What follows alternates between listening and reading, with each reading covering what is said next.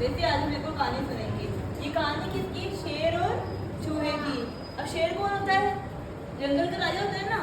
शेर को जंगल का राजा क्यों कहते हैं? क्योंकि उसमें बहुत फुर्ती होती है, वो शिकार को तेज करता है, और वो सबसे ज्यादा अच्छा जानवर रहता है ना, मतलब जो चालाक रहता है, मीठा रहता है, जिसको डर नहीं लगता है, इसलिए इसको जंगल का राजा बोले गए। किसको बोला गया? शेर को। और चूहे को तो सब जानते हैं। ये शेर और चूहे की जंगल की कहानी है, तो हम इसके बारे में पढ़ेंगे। क्या होता है? एक जंगल में एक शेर होता है और एक चूहा होता है।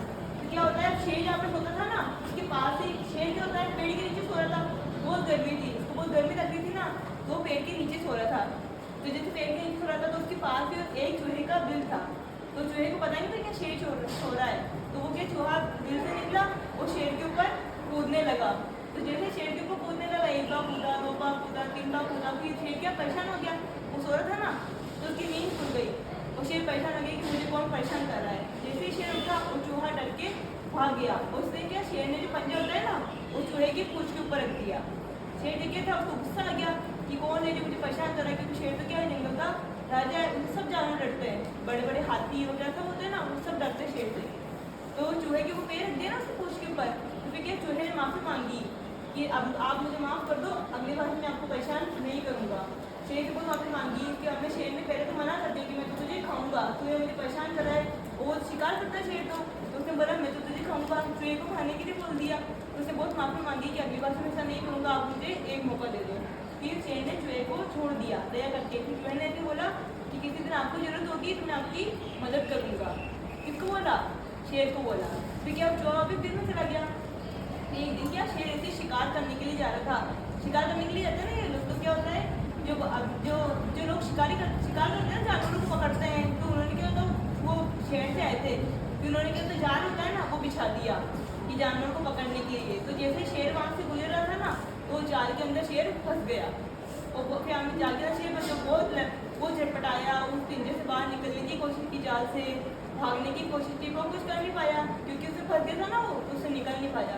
फिर जैसे चूहा, वो जो चूहा जिसको पकड़ा था ना शेर ने, वो वहां से निकल रहा था।